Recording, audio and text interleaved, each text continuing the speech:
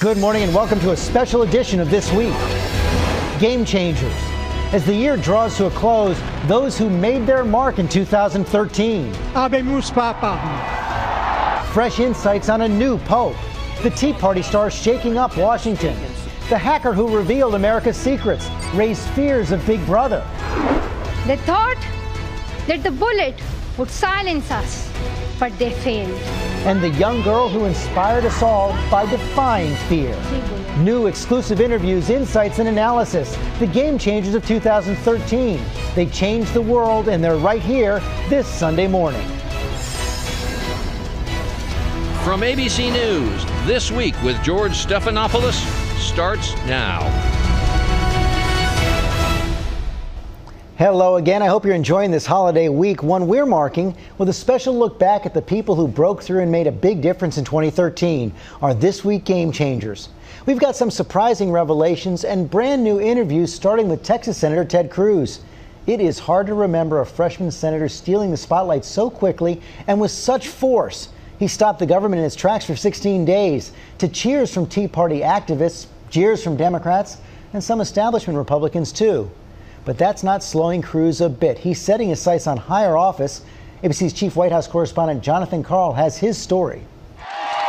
When it comes to politics, you could say this has been the year of Ted Cruz. It's government that needs more help. Aside from the president, no one attracted more attention or more controversy. Cruz went from obscurity to leading presidential candidate in a political nanosecond. The man at the center of the government shutdown ended 2013 as a runner-up to the Pope as Times Person of the Year. Most first-year senators lay low. This one ended up on the couch next to Jay Leno. I've been reading a lot about you lately, and they describe you as aggressive, arrogant, and abrasive. Accurate? Well, I don't know that you can believe everything you read. All right. What I'm trying to do is do my job. And occasionally people don't like that. Do you want people in Washington to like you? You know, John, what I want to do is I want to serve 26 million Texans. I want to do my job. That's really my focus. Do you care? I mean, does it bother you that a lot of people around here just don't like you? Nobody should be surprised if you're trying to change Washington, that the Washington establishment pushes back. And pushback they did. Just weeks after his swearing in, Mr. Cruz of Texas. Cruz seemed to be off to a rough start, quickly rubbing his new colleagues in the Senate the wrong way. Senator Cruz has gone over the line. I'm not a sixth grader. Senator, I've been on this committee for 20 years. Senator John McCain branded Cruz and his fellow Tea Partiers in Congress wacko birds, an insult to be sure, but Cruz didn't seem to mind. You know, if standing for liberty, if standing for free market principles in the Constitution makes you a wacko bird, then I am a very proud wacko bird. A supporter even made a wacko bird hat that Cruz proudly displays in his office.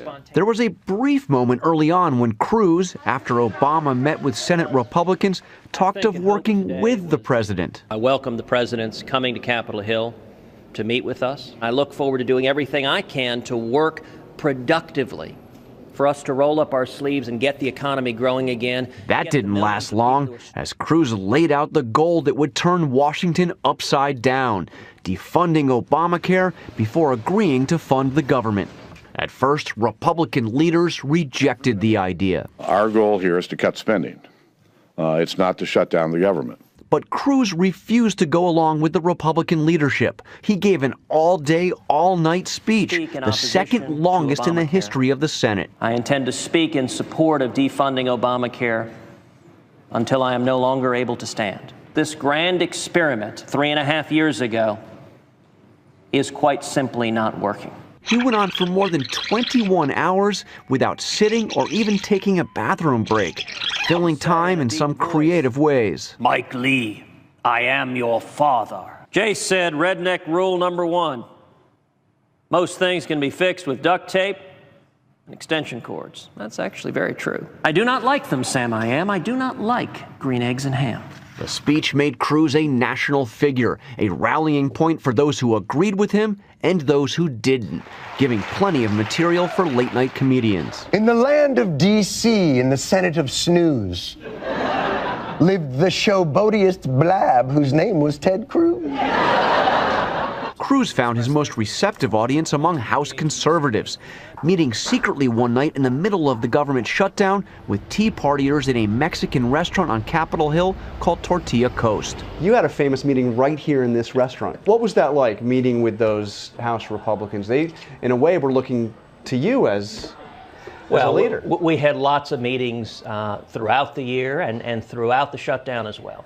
And nobody should be surprised that members of Congress are talking to each other. It doesn't happen nearly enough. But it's rare to see a senator have the kind of influence that you had, especially a freshman senator, a first-year senator, over the House. Well, with respect, I actually don't think it was a case of my having influence at all. I think it's a case of the American people having influence. Right, but this was a strategy that you were putting forth, and they jumped on board. Well, no. This is something that a lot of people came forward and agreed with. And at the end of the day, the conservatives who met here at Tortilla Coast, who met repeatedly and continue to have conversations, what we were trying to do is listen to the American people, listen to those over 2 million people who are saying, this thing ain't working. The House Republicans went along with the Cruz strategy, and the government shut down for 16 days, a move widely seen as a political disaster for Republicans that accomplished nothing. But the day Republicans caved and Congress voted to reopen the government, Cruz declared victory. We saw the House of Representatives take a courageous stand, listening to the American people. That was a remarkable victory. As the year draws to a close, Republican leaders have made it clear they think the strategy pushed by Cruz and outside conservative groups was a total failure. Frankly, I just think that they've lost all credibility. You know, when they pushed us into this fight to defund Obamacare and to shut down the government. If you recall, one of these groups stood up and said, well, we never really thought it would work. Are you kidding me? But the year also ended with Ted Cruz as the most high-profile Tea Party conservative in Congress. Again at Tortilla Coast, Cruz reflected on all that. When you think about the tradition of first-year senators, they tend to be seen but not heard. You've had, you said, a whirlwind for a first year as a U.S. senator. Does that surprise you? I mean, you're on Time Magazine's list of runner-ups to the Pope for Person of the Year. That was a very strange thing. This is a city where it's all politics all the time. And I'm trying to do my best not to pay attention to the politics, to focus on fixing the problems. I know that's hard to believe, but because no one in this town does that. This is a time for people to step up and do the right thing, and that's what I'm trying to do. Okay, you've had a couple of months to think about this whole government shutdown strategy. Now that it's over, in hindsight, are you prepared to say that it was a mistake, it wasn't the right tactic?